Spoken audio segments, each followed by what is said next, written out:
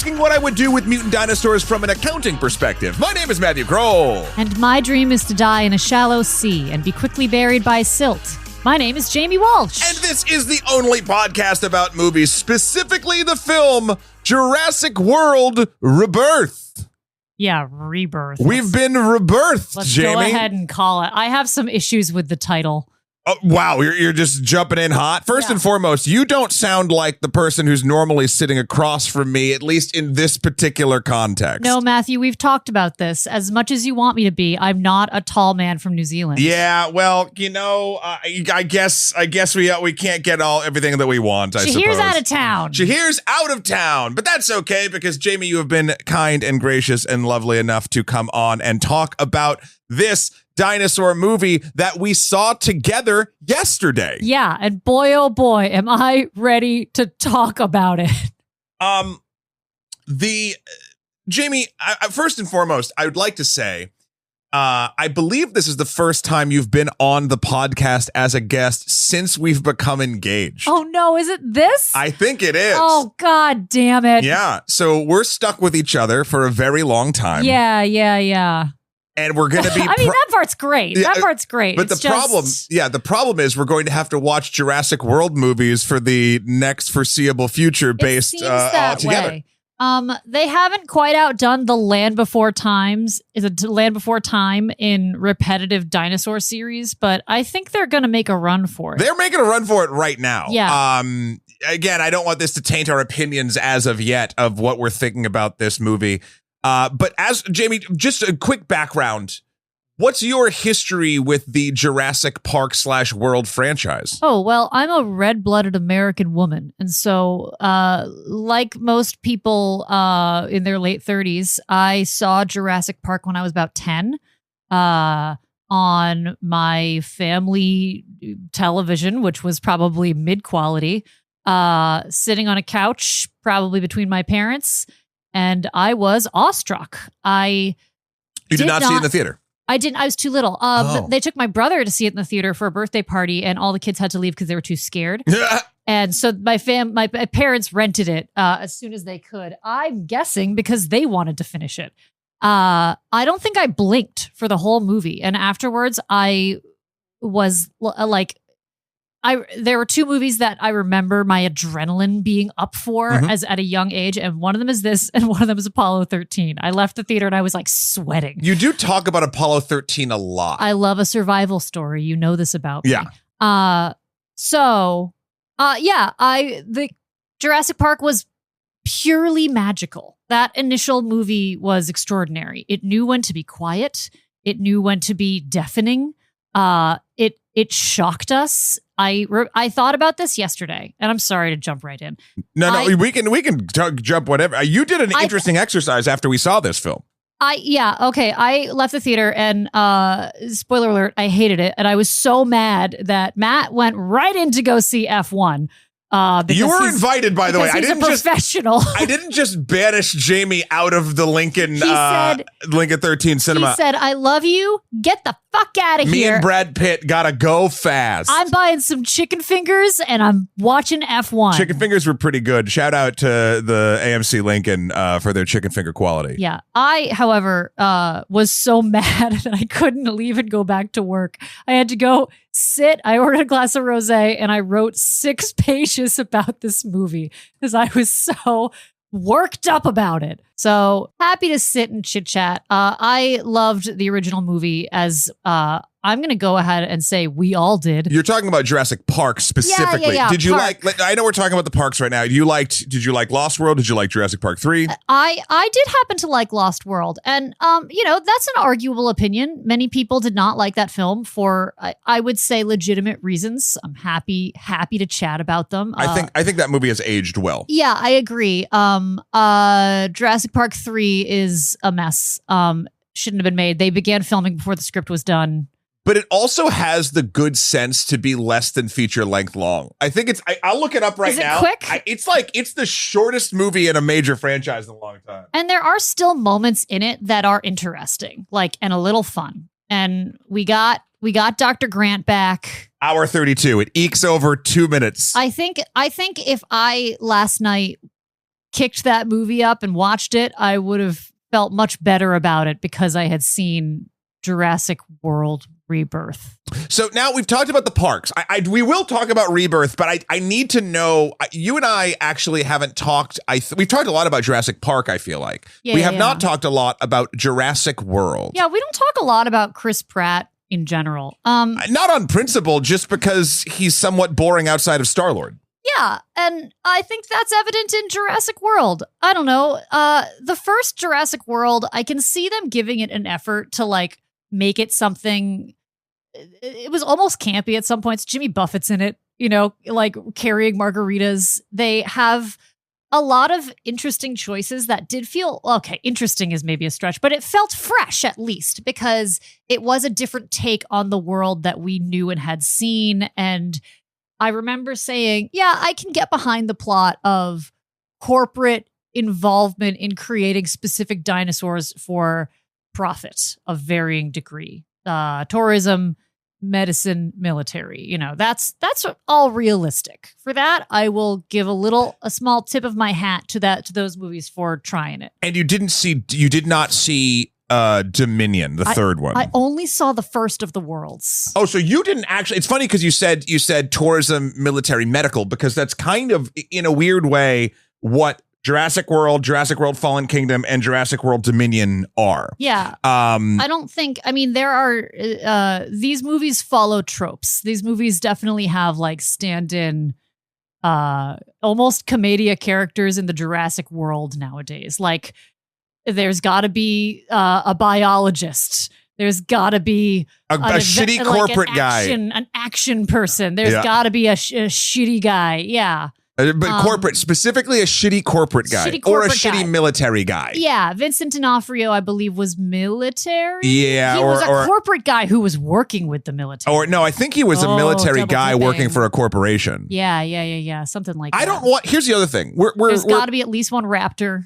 Yeah, we're contemplating like the difference like of what's happening in these movies. I will say this about the Jurassic World franchise, the first three. I don't want to watch them again. Yeah, like listen. I will say, beyond a shadow of a doubt, we were giving a little Chris Pratt shade. I think the even though it's overplayed, I liked that he had a bond with raptors. I liked that he had his little hand motion. Like it all felt like that all felt fine. But by the second or third one, when he's racing through a field on a motorcycle with him, it's neat and cool. And it's something that 8-year-old me would be like, yeah. But when you come from a franchise that has such deep-seated like meaning and pathos and just excellent character and writing stuff as Jurassic Park, when it turns into full-blown spectacle, I think it loses some important stuff. Yeah, this is very true. And I think, you know what broke my heart yesterday, Matt? I counted on strangers on the street throughout my day. I counted 5 people wearing vintage Jurassic Park t-shirts. This feels like when you are in a group of friends and you have one friend that you all used to be really close with, and that person is going off the rails and becoming an asshole. And you all talk about them. You're like, you guys seen Kevin? Oh, man, Kevin. Yeah, I went to his house. I gave him a chance. I went to dinner, and it he doesn't have a kitchen table. Yeah. We sat on the couch and held our plates in our hand. And also, there were mutant dinosaurs there. Yeah. Kevin's a mess. And I think I'm going to delete his number. Yeah. Like, I fool me once, Jurassic World, shame on you.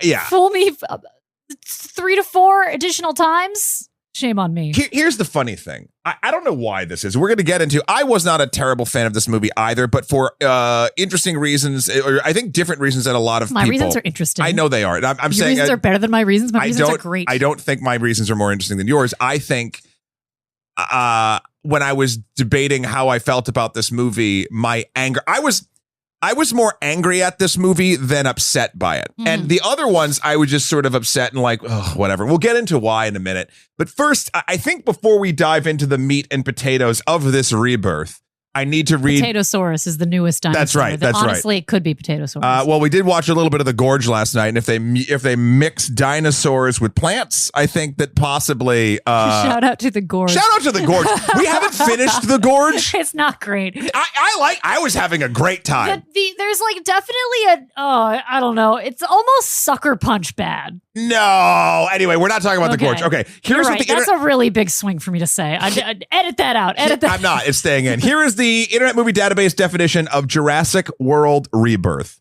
5 years post Jurassic World Dominion 2022, an expedition braves isolated equatorial regions to extract DNA from 3 massive prehistoric creatures for a groundbreaking medical breakthrough.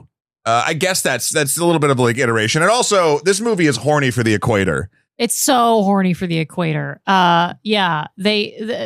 The equator plays a big part in the dialogue of this movie, but also they don't talk really at all about how it would affect the world to have a prohibition on traveling to the equator from every single country on Earth. So we're going to get to that in a second. Let's back up to set up the world of what is happening 5 years after all of the events we definitely remember from Jurassic World Dominion. So it's not a good sign when IMDb is like 5 years after this major plot point in a previous story. They just say 5 years after we made the last movie. Yeah, and they give the year of the movie, not like in the not a great IMDb description. But so this movie opens, I think 28 years, like I think around the time of like when they were working on things for the original Jurassic Park. Yeah, in a lab where they're trying to, or maybe it's like years. Maybe it's not the original Jurassic Park because back then dinosaurs were enough. But there's been a plot point in a lot of the Jurassic World movies that. Listen, just dinosaurs aren't cool enough. Like, we need to make them bigger and scarier and whatever to make sure people come and see these things at the park or whatever. So this was the facility where they were hybridizing and gorgifying, let's say, the dinosaurs to make 2-headed triceratops and these weird raptor birds that we eventually get to and a couple other things, right? And there's a pen inside of this building called the D-Rex. Fuck you. And they're going into feed or measure or something. Again, the dialogue is unclear. And what happens, and this set the tone for the film for me. I have not rolled my eyes so hard in the first 5 minutes of a film in a very long time. In a throwback probably to the Nedry-esque-ness of someone, there is a scientist going in and they have to do a double key turn to open like these airlock doors. And he's shoving a candy bar of some kind in his mouth. And it's a Snickers, Matt. It's a Snickers. Great. It's very extremely well displayed as a Snickers wrapper. Now, the interesting part here is they are all in hermetically sealed suits. This lab is not like a fly-by-night operation. It looks like an Apple store. It is like so stark and pristine and white and glass and lights and LEDs. So this dude's shoveling a candy bar into his mouth, and then he just drops the wrapper, which instantly becomes CG, onto the floor. Now, it did not need to be CG. It did not need to be. But look, that's the least of the problems here, because the plot point that happens immediately is what undoes InGen's multi-billion-dollar organization is apparently on the exterior airlock door, there's a vacuum cleaner that sucks air into the door. I want to be very clear. It's on the door that slides like a Star Trek door, like a big blast door. And there's vents on the bottom of it that apparently suck up debris for some reason as the door is closing. And when that wrapper gets sucked into the door, again, on the outside of a door, right? I want to be very clear. Like, it's the middle of the door. It's not like the mechanism that's pushing or pulling the door closed. It's a very minor vent. This Snickers wrapper causes a cascading failure in the entirety of this multi-billion-dollar genetic dinosaur facility that causes the entire thing to break down and animals to break free and cause havoc. And the graphic choice that they make for this moment is it threads through my major problem with the whole movie. The wrapper gets sucked into this little vent, sparks fly out, smoke flies out immediately. It is so dramatic in a way that feels completely unrealistic for a Snickers bar to cause that kind of damage. But just the placement of, I know we're harping on this. It's fucking insane. It's ridiculous. And you're watching it. You're like, oh, is this the vibe? Yeah. And every mechanical moment, every small technical moment is brushed away in this movie. Nothing truly is physically thought about. And therefore nothing feels like it's real. And therefore you don't care. This was the first instance where I was like, oh, this is the kind of movie we're watching. And again, that sucks because, excuse me, the Jurassic franchise, at least the first three, you know what? I'll even give Jurassic World this. Jurassic World, for the most part, felt like more so the first film than the other two, but felt like they were setting up what was essentially the serious tone of the other films. Do I think they hit it? No, but they at least tried to stay with that ethos. This was Bugs Bunny cartoon problem to cause Dinosaur Island to die. Listen, this is what happens when you cut the science budget, current administration. Yeah. No. So then it cuts to 28 years later, and now we're back to... Which is another movie that just came out. That is, yeah, I think it might be 27 years in the movie, but I don't know. And we are now essentially... thrown into the world. We get all this text about like dinosaurs now live among humans. However, they can't survive outside the equator because air is more prevalent there, and like as if we're not burning out the rainforest. And so anywhere else they are, they die. Or just they don't do well. They don't flourish. They get sick. And because it's so dangerous, now the governments have outlawed anyone traveling on the equator. It doesn't go any further than that. It's silly because like, again, one of the major plot points of the two movies that this movie is a family on a sailboat in the equator. But apparently no one cares. The methodology here, and here's one thing I did like.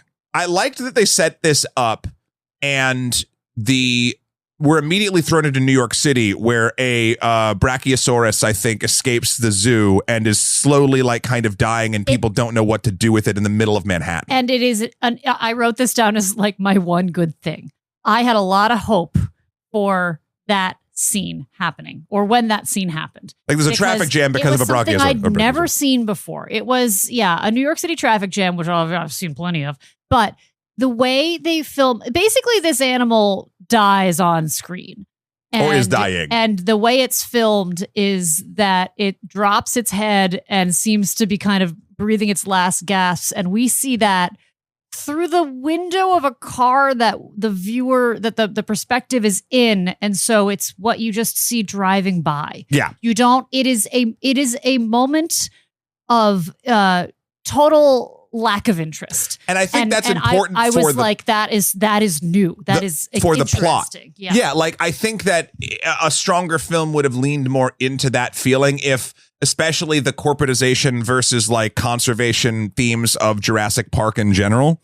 Like this seems like the natural capitalist conclusion of how this would stop. A dinosaur has stopped being a point of wonder and is now a inconvenience and really, really fucking up my commute, man. Yeah. Like, and it's kind of an odd, interesting place you could take it. But friends of the show, that is the last moment in the film where something like that truly happens. In my rage note-taking yesterday, one thing I did was draw a small chart of mapping my hope versus time spent in movie. And it dips pretty immediately because it's the worst CGI monkeys starting off this movie that you've ever seen. Capuchins, I believe they are. Like, we just saw a bunch of pretty good monkeys in White Lotus. You couldn't have gotten that team. You couldn't have gotten B-roll of real monkeys. Like, they were so fake. And I immediately thought, we're in trouble. If they're CG in the monkeys, those exist. We can use those. Yeah, they don't care about wonder, and they don't care about the reality of the world that we need to be placed in. And I think the original Jurassic Park was all perfect artistry of that. So then when the Brachiosaurus dies, I was like, hey, interesting. And then it all went down from there. Let's back up a bit into some of the film craft here. So this is a film directed by Gareth Edwards, who back in the day, if you will remember, has done some things that I have enjoyed. Rogue One, directed Rogue One. I really liked Rogue One. I like Rogue One quite a bit. Crater was a bit of a mixed bag. You can go back and listen to our episode on actually both of those things. And he also did the 2014 Godzilla. Now, that movie, as a Godzilla movie, in my opinion, or let me rephrase, it does the cardinal sin. Well, two of them. One, Bryan Cranston, basically we get baited thinking Bryan Cranston is the main character of this movie. He absolutely is not. I will spoil it for you so you don't feel sad. He's off camera after the first third. And second, it focuses too much on the humans. What Garth does very, very well, I think, as a director, is he's able to do giant scale. And something that I was excited about this film was that that's kind of what I want in my Jurassic Park or Jurassic World movies. I want a sense of scale. I want a sense of scale's important. Yeah, scales of scales, right? Like I want dinosaurs are tall. Yeah, to feel big, and the way that they're shot, air quote shot, the way that they are rendered into shots, I feel like I really want that to give me a sense of awe and fear. Well, then, boy, you must have been sad yesterday. Well, no. So I'm gonna swing back real quick to that. And then this movie was also written by David Knope, who David Knope also famously wrote the original Jurassic Park, the screenplay. Not Michael. This is also co-written by Michael Crichton, of course, because there's stuff pulled from the book. We finally get the T-Rex raft scene from the original novel of Jurassic Park. Now it feels like every piece of that book has been picked clean and put into different movies, which is fine. I have no problem with that. Raptor walks through ER in the last season. Yeah. But David Knope has done some phenomenal screenplays. But lately I have been less. Well, actually, I take that back. I loved Black Bag. He wrote Black Bag. Yeah, I did see just before this that he wrote Black Bag. And initially I didn't like that movie when I saw it. And then I talked to about 70 people who said that movie was fantastic. Yeah. And I clearly missed something. And I went back and watched it. It was pretty good. Yeah. So I was excited about this movie and I really had high hopes for it. High hopes, low expectations. But I will say that I feel like it did truly bottom out. Like I will get into the why, but I left the theater with you and we both were like angry. We had like grumpy cat frowny faces on. Like truly angry. And you don't want that when you leave a movie. Like I've left movies after they've finished and been disappointed. I've been like, oh, that wasn't good. Yeah. But like I was actively upset. Well, let's keep on David. Let's talk about the script. Sure. So at first, when you and I were discussing this beforehand, and basically I was thinking that the two problems with this film were the character dialogue and the direction. The more I think about it now, I think it's less direction and even a little bit less script work. I think this movie feels like, the more I think about it, studio fuckery is to blame, in my unprofessional opinion, because it is essentially two scripts. It is two scripts that feel like they are slammed together and they had to cut time off each of them, even though this movie's like an hour and 2 hours and 18 minutes or something. It's like it's a second longest Jurassic movie. And therefore it has a way of feeling bloated and too like not interesting enough in either angle of either story at the same time. None of the stories mattered. You know what didn't matter? That family being there at all. Or the whole plot of deciding halfway through the movie, we could give medicine to everybody. That doesn't have anything to do with dinosaurs. Well, that doesn't, I don't think that matters. But you're right. So there's two stories here. There's ScarJo and Corpo evil guy and attractive scientist man and sexy mercenary boat owner and a bunch of expendable crew that go out to get what I consider a pretty cool plot. The idea behind this is dinosaur enzymes or whatever. The magical MacGuffin of this movie is that if they can get 3 different samples from the largest types of dinosaurs, one from the sea, one from the air, one from the land, then there's a way that drug companies could basically offset heart disease by like 20 years, which is like, again, for a movie like this, I have no problem with the video game quest fetch plot. Yeah, it was nice and clear. They needed to shoot big syringes at 3 different dinosaurs. There was a clear list, and that was the main reason they were on that island. This is script 1, by the way, this story. Yeah, this is the first script. They're hired by a guy who is the mystery corporate guy who I legitimately thought was Orlando Bloom for a large portion of the movie. I'm embarrassed to say. Oh, Martin Krebs. I just kept thinking Orlando Bloom looks a little different. Did he get work done? So he's a Bloom-esque man. He's a Bloom-esque man. I don't know. My brain was clearly elsewhere. I'm a little concerned about the clarity of that plot and the sort of like Dungeons and Dragons clarity of it, because I think movies, and I'm not the first. I'm not the originator of this idea. Movies are on this pattern where they're getting dumber for us. We don't have the attention span for complexity or nuance. And so movies, especially the big ones, are reflecting that. But also, I think we're on a downswing of like actually that being rewarded. Like if you look at, for instance, let me rephrase, not the dumbness, but the amount of money you spend on spectacle to get to that dumbness. Mission Impossible: The Final Reckoning is on par to lose $300 million. Ouch. Now, granted, that movie was being made partially during COVID, and they were reshooting stuff on the fly based on almost like it was because it was McQuarrie and Cruise. It was infinite free money, and there's no way in the world that film was ever going to make its budget back. Like it not in this day and age. But you're right. It feels like studios in particular are trying to not necessarily give you something that you will like remember and think about in earnest for the rest of your life, but like just something to pass the time in air conditioning. And I think that like on one hand, yes, it could be a cheaper endeavor to do that, and maybe that's more financially solvent. However, here, I think my biggest problem I mentioned to you, and then we will get into script 2 that I feel like is bashed together with the family on the sailboat.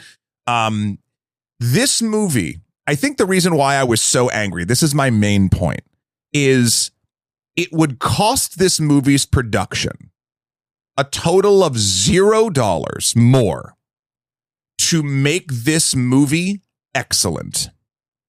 The giant monster dinosaur stuff, great. Fetch quest, great. A-list actors, granted, kind of phoning it in here, but I think that's because of the quality of lines and things that they were like elevating real loose tropes, I think, as best they could. They seemed present, but they didn't really have the script to. Nobody was no one's getting an Oscar. All the money is spent and the pieces. What is missing here is the restraint to know how much of one singular story to tell, and the ability to give moments of breath and either moments of breath or moments of brevity in dialogue. There are moments in this movie where it feels like we're eking towards something important, specifically between Zora Bennett's, Scarlett Johansson's Zora Bennett and Duncan Kincaid's Mahershala Ali.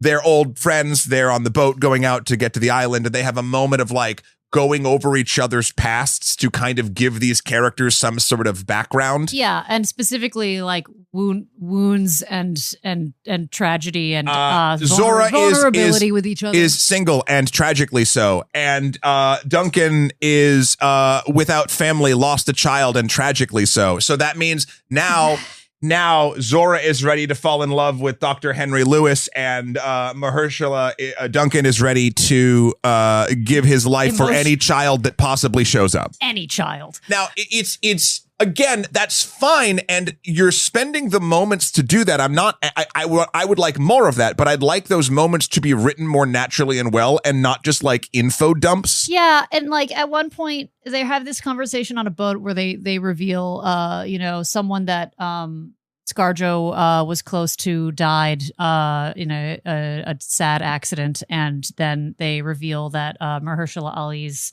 son died and it destroyed his marriage. And I'm using their actors' names because I don't remember a single character name in this movie.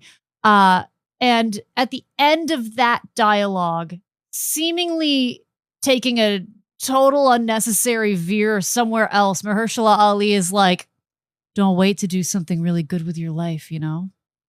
Let's make it count. And I was like, what? You guys are going to go steal dinosaur blood for like $10 million. What do you mean, make it count? What are you going to do after this? Start a Girl Scout troop? Like, it came out of nowhere. And it just felt like and everything is so shoehorned in this movie to make anything feasible later. And this is why I was more angry than upset with this movie. It's a writing problem. It's a writing, and I think studio mashing two stories together because they have the four quadrant. There needs to be a family. There needs to be a kid with a dinosaur that they basically Lilo and Stitch, even though we know based on the plot that dinosaur will die when they take it back home. I am putting a big star next to that because I think that dinosaur is the masthead Dolores. Oh, it's Dolores? You dick. Oh, I'm sorry. The one character Jamie remembers is Dolores. Dolores the dinosaur, who is a pug. They find a pug, and it's a tiny baby triceratops. It looks like anyway. Yeah, or maybe a mutant. Who cares? Who also just like is with them, but then not with them, but then with them at convenience. Gets into their backpack. I don't know. I'm not gonna.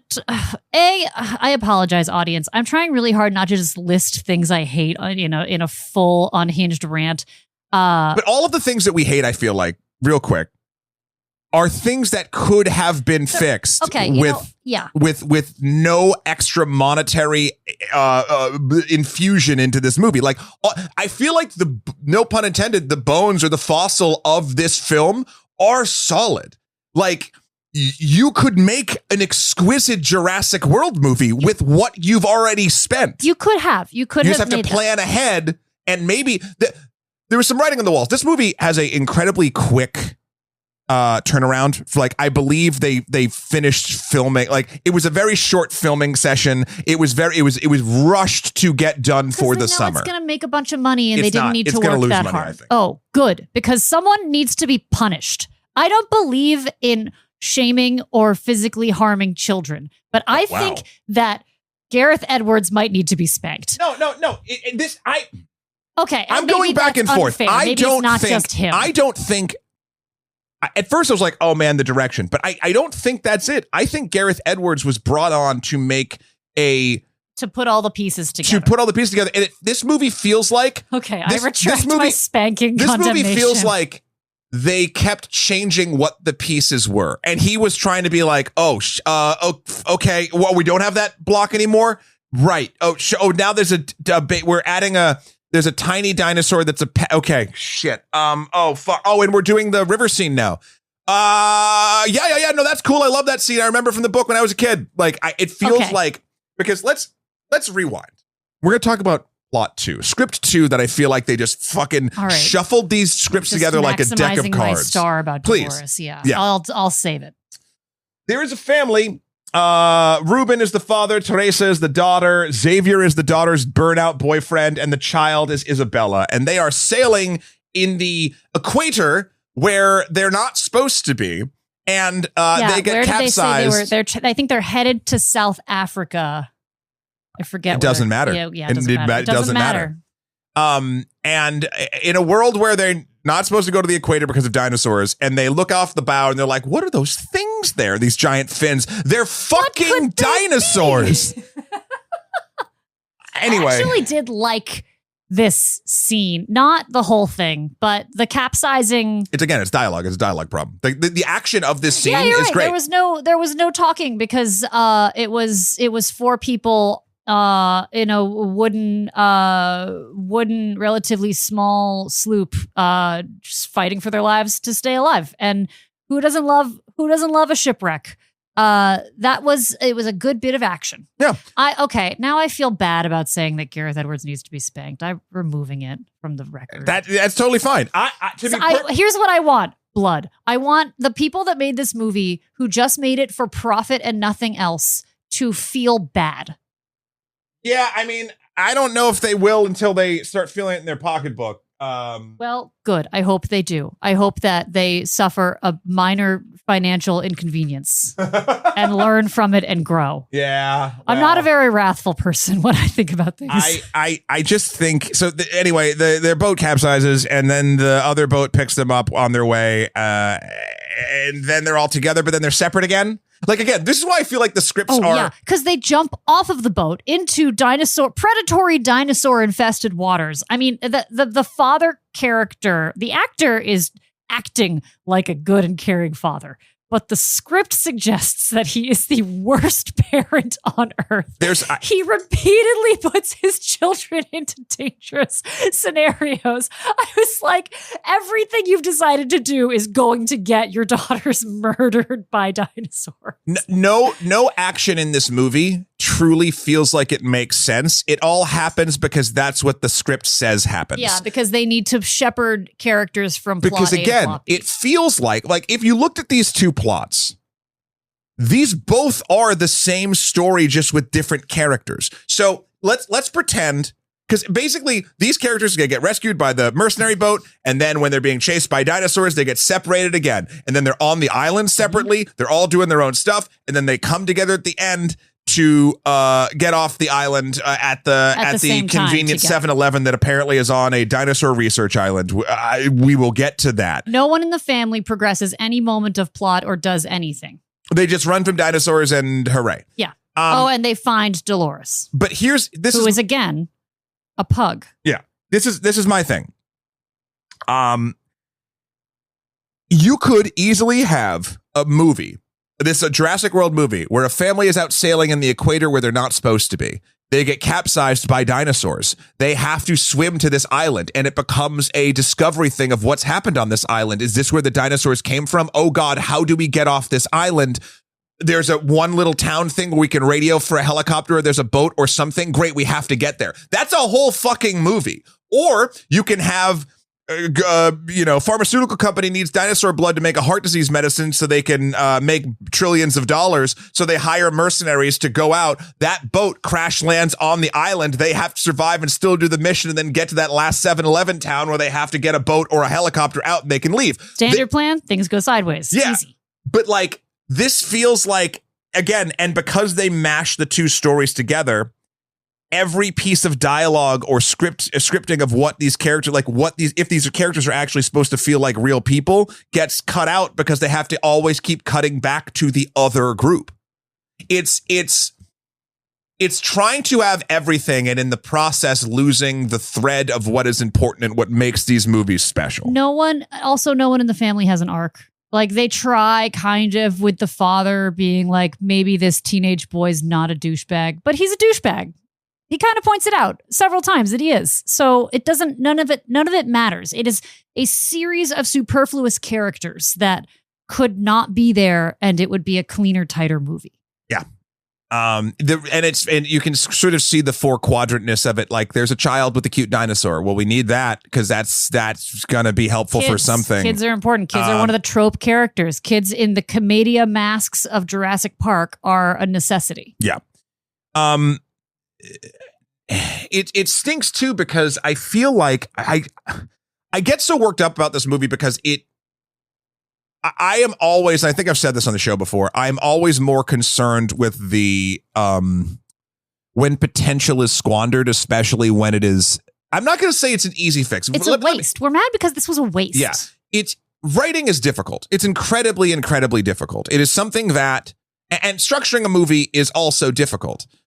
But this movie feels like it had a lot of really good, solid ideas starting, and people kept fucking with it. It feels like that in order to serve whatever corporate masters or whatever, that's just the vibe this movie gives. It feels like there's a really nice start to this movie, and it was just wasted, or the amount of time and effort in the what would essentially be the foundation of what this story was just wasn't spent, because get to dinosaur now, please, hit summer 2025. Yeah, absolutely. And that sucks. This movie was screened early a couple places. It was also one of AMC's secret movie nights. Like you can sign up and go to like a secret screening, and normally it's not a new release or it's a much smaller release. That's fun, AMC. And they did this. This is interesting because that happened and you're like, oh, maybe they're super proud of it. But then they didn't release their embargo on reviews until the day we are recording this, which is the Thursday it actually comes out. So whenever an embargo, that makes sense because I read the Times review today. Yeah, whenever an embargo happens and people can see it early, but they don't let you write about it early, that is a sign that they don't trust that this movie is good enough to survive. And it's not like it stinks. It's squandered. I'm just saying the same thing over and over again. Jamie, you had a couple stars you wanted to get to on your plot points of your 6 pages. I cannot stress enough that you wrote at a cafe after we saw I'm not a great writer, so a lot of it is sort of not stuff I'll bring up, because you don't have time to just listen to me being angry. No, that's actually what a podcast is. You guys have time? Yeah. All right, great. Just kidding. I won't do that. Oh, okay. Well, but you know what? Yeah, I will go through a few annoying bullets. There's a whole bit where the dad in the family hurts his leg. Unclear how bad it is, but he hurts his leg, saving his daughter because things are getting clunked around in a dangerous moment. Fine. He proceeds to walk around the island for like a day and a half, and then they're all standing up in this scene, by the way. They find a facility across the river where they can see a boat, and his daughter says, "This is great. You can't walk. We need a boat." And I was livid. I was livid when that happened. So he also then runs to the boat. Like it's so funny. Also, there's a moment. He does run to the boat. In that scene, like the daughter's going across the river to get to where the raft is. Side note, favorite dinosaur in the movie happens here. It's Sleepy T-Rex. Oh yeah, Sleepy T-Rex is pretty fun. Sleepy T-Rex was a delight. This is the beginning of the river chase scene. Sleepy T-Rex, I didn't know I always wanted it. I want more Sleepy T-Rex. But what happens is they're all trying to be quiet to don't wake daddy, right? Don't wake Sleepy T-Rex. And the daughter is doing an okay job going, and the boyfriend and the father are on the other side of the river, and they're calling her name like, Teresa. And she turns, like stops and turns, and they're like, hurry up. And you're like, you just stopped her. Like you actively are hurt. Like, again, the movie didn't trust. Okay. All right. And I'm sorry to go back to the original. But the movie just didn't trust enough of an actor being real in a scene to just let her go through the motions of trying to quietly get something out of a shed and not wake a dinosaur. That could have been great. This feels like a moment that is completely scripted, like she sneaks, her father waves her off. Like it feels so constructed where it's like the lowest common denominator. There's a way to do this scene where no one says anything. The father and the brother are nervous as hell looking and notice the dinosaur and don't know what to do, are scared shitless that they can't make a noise too. And this girl that they love is in mortal danger and they can't do a thing. Like there's a way to make this moment not feel like idiots on parade. Yeah. And again, easy choices. And again, maybe I'm sounding too much like an asshole. Sometimes in any project, you have trouble seeing the forest through the trees. It can balloon out of proportion. But this, again, does feel like... It just doesn't feel like anyone... And again, I'm sorry. Maybe Gareth Edwards is like the nicest guy. He's super nice. And I don't know him personally. But it feels like nobody was actually passionate about Jurassic Park when they worked on this. I disagree. It sounds silly to say passionate about Jurassic Park, but a lot of people are. No, the T-shirts. I don't think that's the case. I think passion was overrun by 4-quadrant filmmaking and people that don't actually know what the fuck they're doing. I actually don't think it's Gareth Edwards. I think you're probably right. This feels like it started from a place of excitement. And how could you not, again, looking at his filmography, how can you not be excited to get this next feather in your giant monster cap? You could do this lovingly and craft it well. I think that there are versions of this given more time and less interference. And again, I don't have insider information to know that the execs sort of fucked with this, but it feels that way. Here's why. In case, the bait and switch sacrifice. Oh, are we getting into spoilers? We've already gone well past that. Okay, sorry everybody. Mahershala Ali, he's desperate to save any child. And they, in a moment that is a vague and pathetic reference to the original movie, he lights a flare to guide the very, very large mutant D-Rex. D's nuts. Gross. He does have basically a big scrotum on his head. Away from the helpless family and other pseudo-employed characters in the movie.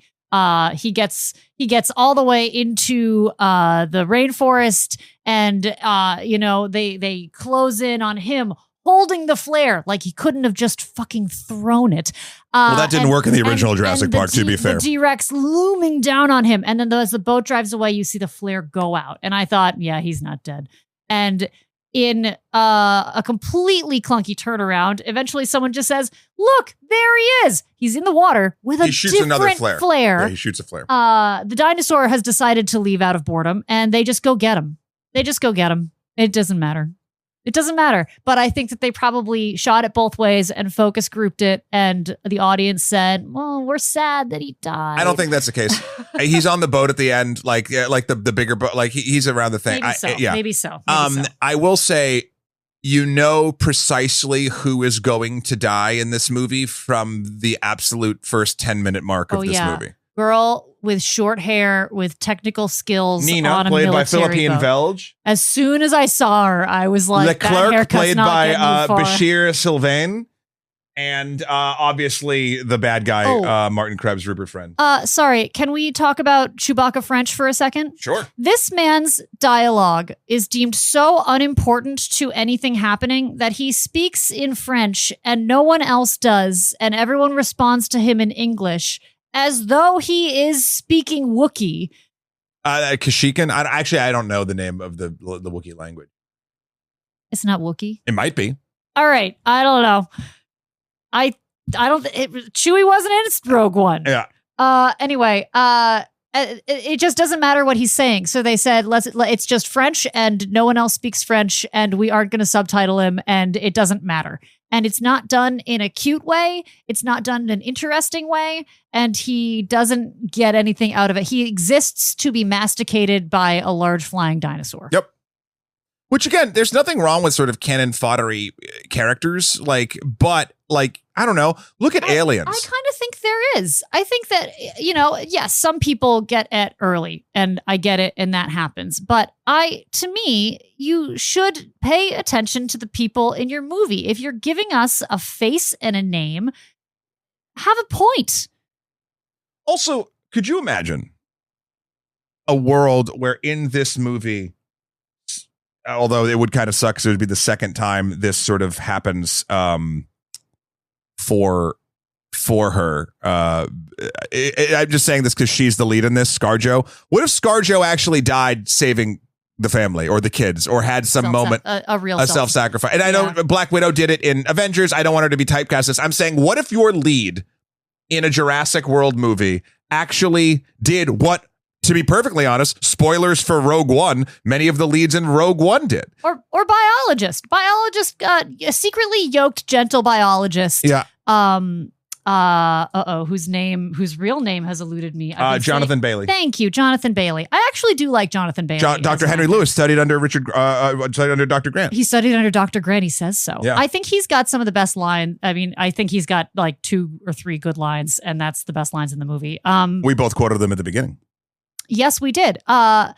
He could have died because he was the one that was like, maybe don't sell yourself out to a corporate entity. Maybe dinosaurs are important. Maybe nature is important. Maybe people and their myopic view of the world are not the end all be all. If he had died and they were like, let's learn a lesson from that attitude, I might have felt compelled. He has a great little moment that amounts to nothing of him talking about with Martin, the corporate fucker character. Not Orlando Bloom. Yeah, basically about like how, and again, the dialogue is bad. There's 1 or 2 good lines in it. Basically the conversation was about like, we're the humans are the best species and da da da da, and it's like, when the Earth is done with us, it's going to shake us off like a cold. Yeah, like that was a fun line. But it's about the overrating of intelligence and how humans are, this genius species, but we're racing towards our own demise because of it. Yeah, like this movie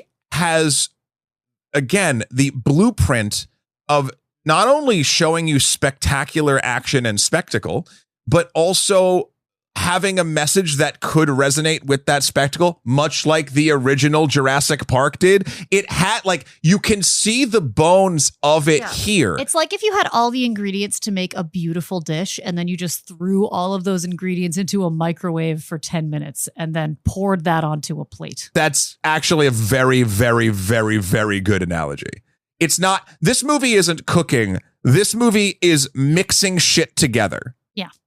And it's bad. And it's bad in a way that is so infuriating because if the right person or people at the beginning was like, look at all the special stuff we have here. Like, we could make something that is memorable and worthwhile and profitable. But they didn't. And it's incredibly depressing. One last thing I want to talk about. I know we're kind of going along the tooth here. At the end, I've still got a star next to Dolores. All right, we're going to do Dolores last. This is second to last. At the climax of this movie, they get to where the InGen biology thing was, where the D-Rex candy wrapper fiasco happened from the beginning. This movie should have been called Jurassic World Snickers. Or Altoids, or Lay's potato chips. Yeah, or the product placement in this is fucking insane. But this is my other thing. One of the end action sequences takes place in what is essentially a Quickie Mart or a 7-Eleven on Dinosaur Research Island, but it looks just like a standardized, advertised, like gas station, store.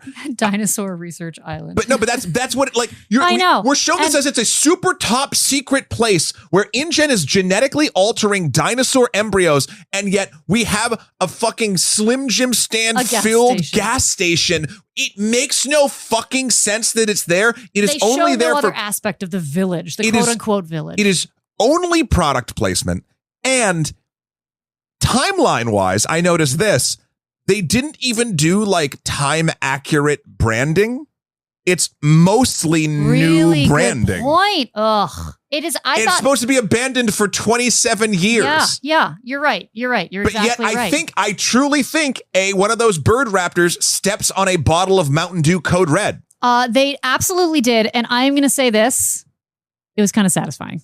I did kind of love the visual of a dinosaur stepping on a 2-liter bottle of soda and all the soda squeezing out of it. I enjoyed that. Right. Well, I mean, the characters have been stealing the dinosaurs' juices the entire time. It's only fair that they fight back. It gets to steal our juice too. Yeah. I think that whole thing existed as another attempt at a clunky, shallow reference at a thing that people loved about the first movie. Which part? The kids in the kitchen. Yeah. Yeah, except it makes sense that Jurassic Park would have a kitchen. It was the kid shutting herself in the cooler. No, I agree. Matt, I agree. It's a failure, but I think that's why they put that into the movie. But it makes I think that they said, how many things do people remember from the first movie? Let's give a half-hearted attempt at reminding people. But what a corporate fucking shill nonsense move to be like that they could have done that homage in any type of science facility. It's a heartless attempt at heartful nostalgia. No, it's like, wait, but what if it's in a grocery store or a gas station supermarket place? And you're like, why? And they're like, because we get to put Lay's potato chips all over the place. And Stand By Me is for some reason blaring into the night from the gas station, which is funny because that song probably wouldn't have also been playing then. Maybe it's 27 years ago. It would have been. I don't want to date us on that. Solid oldie, which existed, but what's on the pop track then? I don't fucking know. Okay, it doesn't matter. Hey, it doesn't matter. Why don't you take us home with your problems with Dolores? Okay, all right. This movie was an egregious betrayal of what I think this franchise was supposed to mean for a lot of people.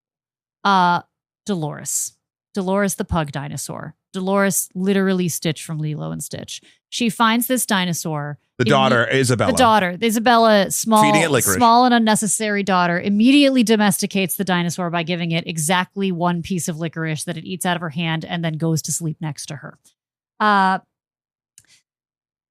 the beginning of this movie, they make a big point with all the equator talk that dinosaurs don't survive outside of the equator. It is the specificity of the atmosphere. It's better for them, which I think must mean that they survive only around green screens. They're in poor health when they are out of there. Mm-hmm. So at the end of this movie, what is the natural action for her to take? Is it say goodbye to Dolores and understand the respect that she's gained and affection for dinosaurs that she didn't have before? No. She puts Dolores in her backpack and puts them on the boat, and Dolores and her leave for wherever they live, outside of the equator. It's funny. You're hitting a nail right now that I didn't quite realize.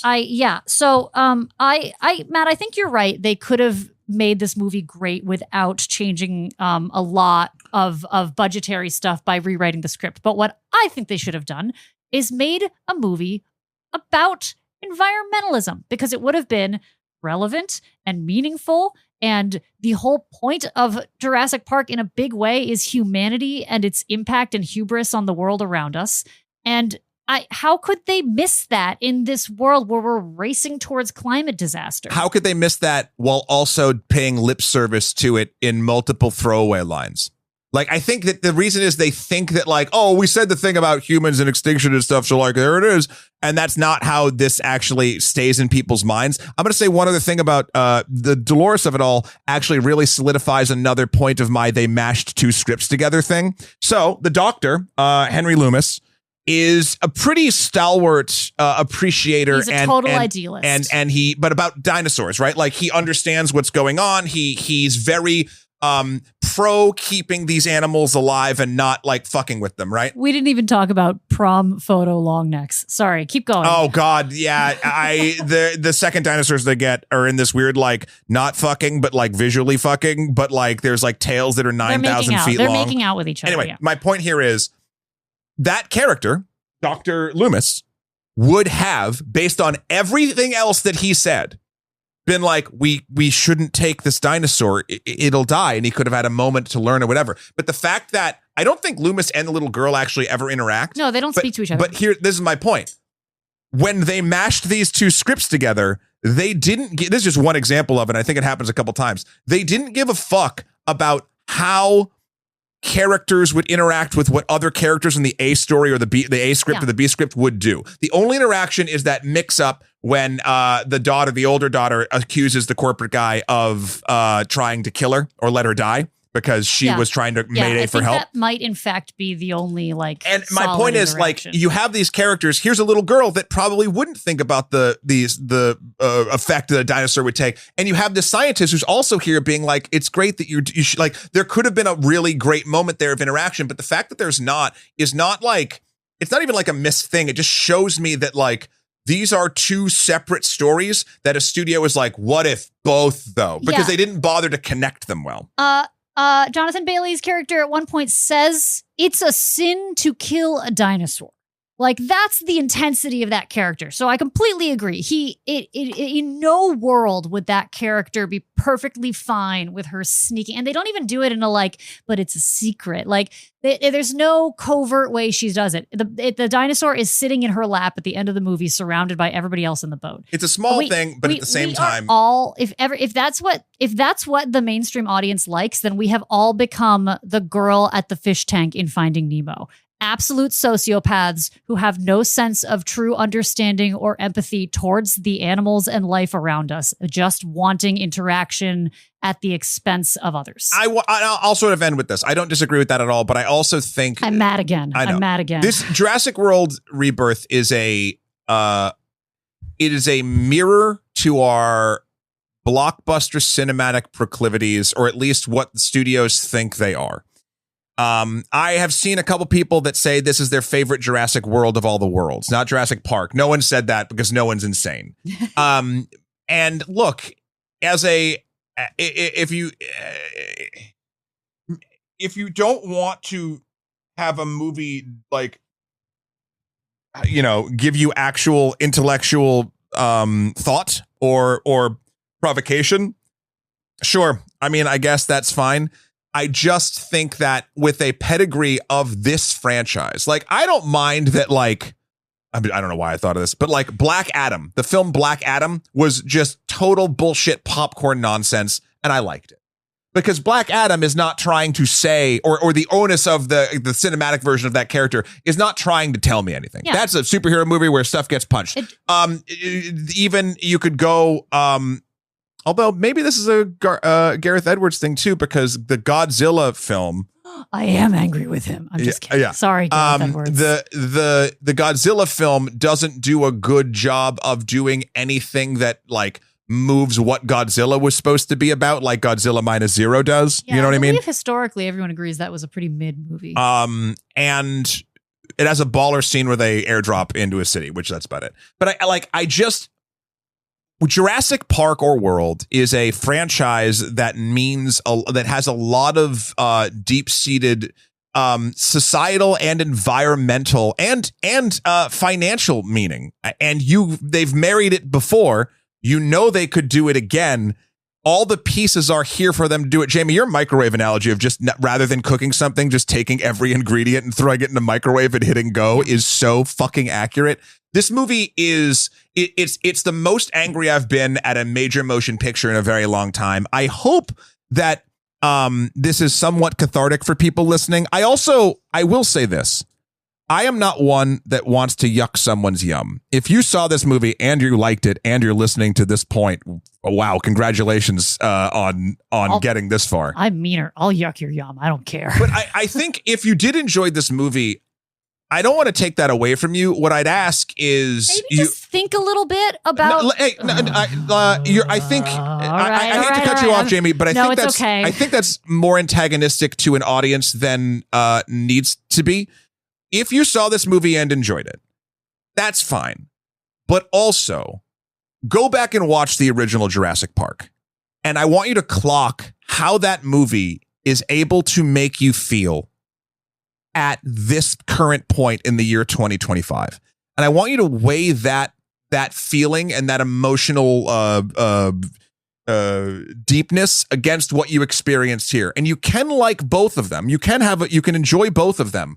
But I want you to want a world where you get that same feeling or something similar again from a franchise that made it so important for so many moviegoers. I just want that acknowledgement from folks out there who are watching this movie, because it was a real disappointment. It was a real disappointment. I wanted to say I'm not mad, I'm disappointed, but I was mad. Yeah. It was a real anger-fueled thing. Any last thoughts before we wrap this up, Jamie? Yeah, I think, and I think we've said it in other ways, but I think it's, this is why humanity is doomed. We have the opportunity to do the right thing and to be passionate and honor the things that we love and care about, but instead we go for the money grab and we pull things apart and we don't do right by our own creations. And isn't that the point of Jurassic Park? Yeah, well put. Well, this has been the only podcast about the film Jurassic World Rebirth. Jamie, thank you so much, my lovely fiance, for coming on this show and equaling my anger. Thanks for having me. I'm sorry that I was a shrieking harpy for this one. You weren't. You made a lot of great, valid points. Great. When you are not shrieking through the night sky, where can folks find you? Come over. No, don't come over. You're not invited. I'm a little social media dark these days. Just taking a little break. But my Instagram is jimjam_Walsh.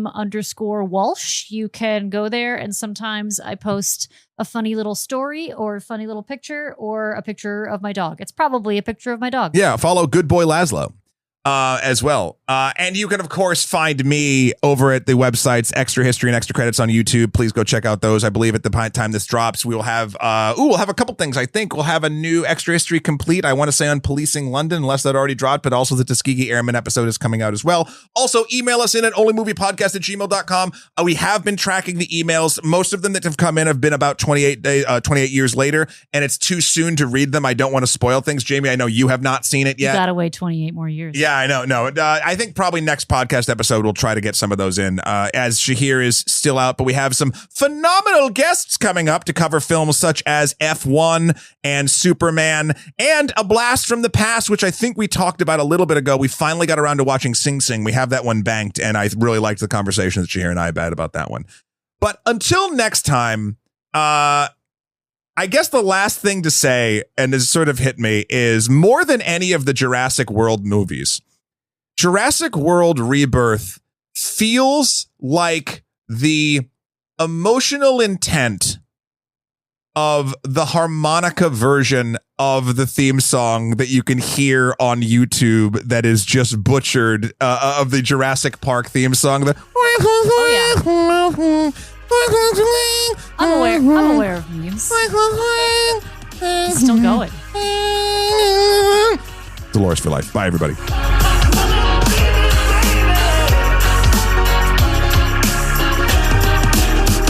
Jeez, Rex. I'm sorry.